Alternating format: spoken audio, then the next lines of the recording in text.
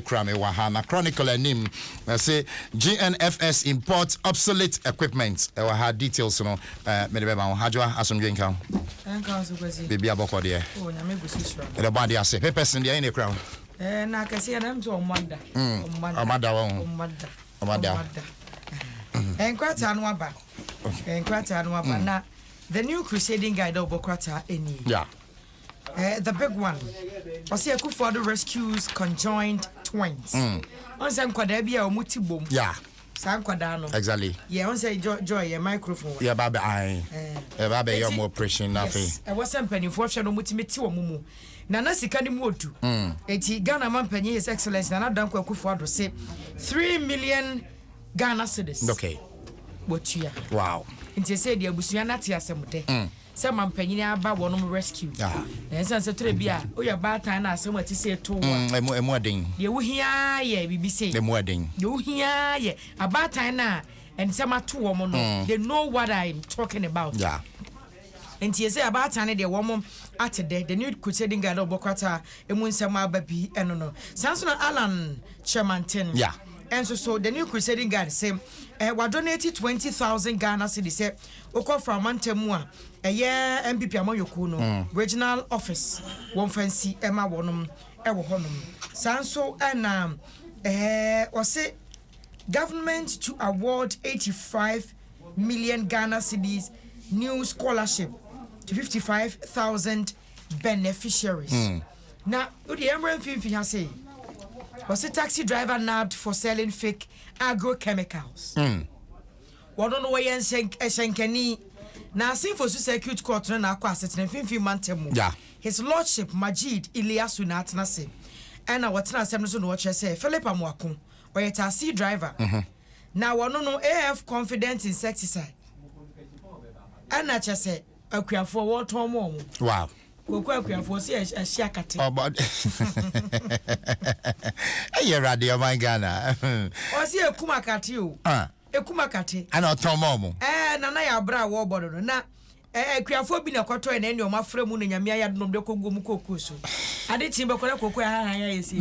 Ade chi ya yesi. Eto so miensa. Koku dia na. Koku ni ewu. Ne komabu. Kwa hwe ya sa akwa ne so no asedem ne sem. Woto aduro no na wafrafre. Wakekam. Obugu gala mu. Ana woto mbekwe obi abra dro de koku. Na wodi ade bo yakwaje. Akwasai koku phone. Yeti ana mpanifo akoyi ya posifo asotire se wa posifo ensa akanwa judge tena se ne 40,000 bill kan sika 400 million two sureties. Okay. Asem ni fie kofa asem aba 40,000 o se bia otonton ye no anya kaka na obi a no nza omo ye deal say no mo nzie ska o asem o ko nim say ade chi obenya deal fofora ye 40,000 njanwa so o yusu sa na on say no jahore bi man homene so o makola etwom emu nsem no aye the new crusading guide obokwata de aba na me follow video no Facebook on kind news no na me hu ampersan kro. Oh okay wa bro sign na dabi megas wa bro sign na me say that nim say the mechre sa but say what try makola more na okay the next building on say kwan dem e kwan ka e bi free soro ho na betwam ana traffic ta chepa ba na say no ya twa ho me ho mu yi kwadwadifo ni free kwan ne ho say mu da ho yes so bi amutu nto sa cake no fire service for anim ho cake ne chips no yeah o cross kwan no a e ma bi to make a back ne ma wo kwan ne ho sa bro sign no ase no there is a jewelry shop e ma na ya agency e pese e ware no ye hwan kra won kra wo wura sa jewelry shop ni to rings ne ma abro sign ye one right e to ne so na say eja ne to na no kra fa ase ho mu to school uniforms eti abatan bi e school yi la ya na ebo ho na nya agro oh wow e na abro sign mo ni nyina atumi ahyesa ya rehosemo crusading guide obokwata na edi aba ajama me fa wencham e wo the Chronicle newspaper page 3 na me ka ho asem say Ghana National Fire Service o my import obsolete equipment na wo share document available to the Chronicle I trust say on the 24th of January 2019 the chief fire officer Mr. Edwin Eko Blankson Extra Ecoma Utech Enterprise Limited omo kache omo say omunjai the importation of Italian Iveco omunjai because nyadia ebeboa the Ghana National Fire Service. But I see that my base company no rather direct import man diesel hydraulic platforms are manufactured Dubai by NAFCO and are still more imported these equipment at the buyer. Idea embwa the Ghana National Fire Service kwan biaso ewa munjuma omoye but he imported at the bre omo. That's according to the Chronicle newspaper. But Wunya Chronicle page 3 ubetumi ehu details of the story. The Daily Statesman de obokrata eni na anim ha say no jana abrosan na hye no emu nsem e wo ha say ye di ka aboboso ntino ye san enkomu bebre. The big one yeah that the Daily Statesman anim or see a drug probe committee begins sitting today.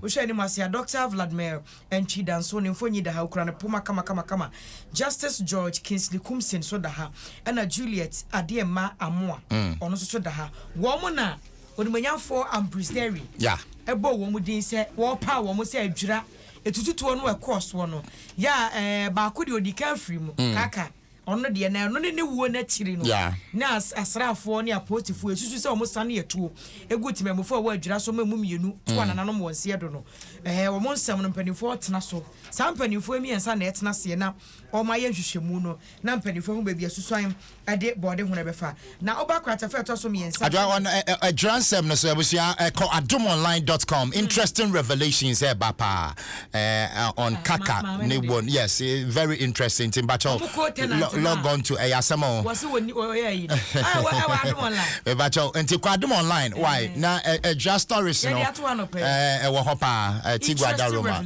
yeah very interesting ayasamo no mutimi ko ba amane na mencha da nchirem so yeah omonko adumonline.com bomade ne ko hopa abosifo abu adwuma pa and yoma apie mo ba pa nti koneko kinkan bi eti sade na Ghana ban afa enkoda ya omutiri bom hoka no eno so the Daily Statesman de obokwata ne de aba mesosa kosu afrima wo se opare ono se nimfonyi da ha okosra ankora no a the Daily Statesman de obokwata de aba na Ghana mampanyi hoka ni eye maame Rebecca Ekufuado wadi afutu akọ ama Ghana Academy of Nutrition and Diet ewrade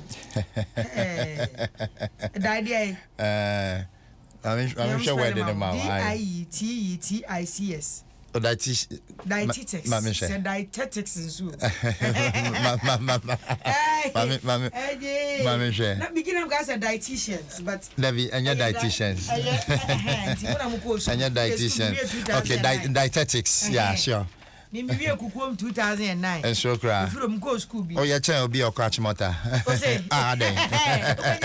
oh na sem no credit wo ko hen o say me Kumasi Anglican Supercars Kumasi Anglican Supercars minim kukompa I'm a proud kukonies enti wase wo mo hwe na fe o my Ghana your nutritional needs aye hia no eno na mpanifo be hwe na ye sa aka ne se o man ni se sebi ebia no mato atwe no man mu se o man fon kofa na wonum eni na daily analyst na me de be story so right was the MP for Bibiani and Yaso Bekwai provides boreholes for constituents. Na say ensuo borehole and penifo bomo modern Rasa Bejani ya wo Bibiani and Yaso Bekwai Alfred Oben Boateng watumi atwatwa homamu a borehole wo bia mo we no watu woye poly tank nyina ati uchim pipe no wa na eba right enti no emu nsem e wo ha say na the big one was see a Dome Bridge collapsing again. Whole structure shakes. Exactly. Me fast watch kakra, but Enrana me frey obi o na me bisa about the Adome Bridge in sense because Enran and a story we started bobo by nti me frey obi at Impoku and o chere me so no cre. Say wonam so I said there was soon kakra no nti o sem penifo ye o sem penifo no mo sign tight team. On say o mo closing it down. Some years ago, I'm year renovation works. Come on, I know Nema, I'm de light, Bobon, dear son. Oh, first name is that. I say, I'm just selfie. I couldn't daily analysis. The Abase, Adome Bridge, they say, Wondo Busa, say one Wadiana, and I am Herman. Yeah, it's on also then someone what they are, and you must say, hey, wait a minute. say Mamenka. dear Achimota school. yam fancy asundwen count yabusia yɛde asi